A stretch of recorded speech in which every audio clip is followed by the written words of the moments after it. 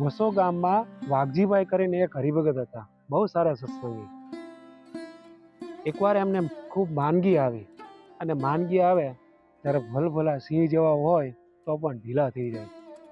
એમને એવા વિચારો થવા માંડ્યા કે આ દુઃખ મને ક્યાં સુધી રહેશે, અને મહારાજ ભગવાન હશે કે નહીં હોય. અને એવું કહેવાય છે ભક્ત ચિંતામણીમાં નિષ્કળન સમયે ભગવાનનું વચન ટાંકેલું છે કે મારા જનને અંત કાળે જરૂર મારે આવવું, વિરુદ્ધ મારું એને બદલે તે સર્વે જનને જણાવવું.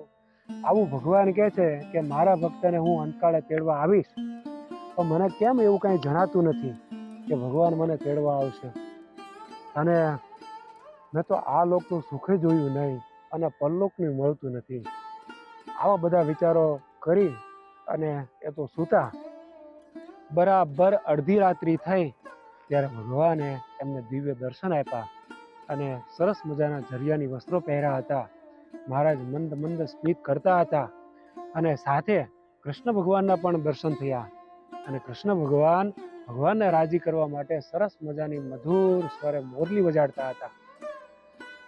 વાઘજી ભગતે મહારાજને કીધું કે મહારાજ, એ આજે તમે મને દર્શન દીધા, મને ધન્ય કર્યો. પછી મહારાજે વાઘજી ભગતને કીધું કે ભગત, એ તમે દુઃખી થઈ ગયા, પરંતુ પ્રારબ્ધ તો બધાએ ભોગવવું જ પડે.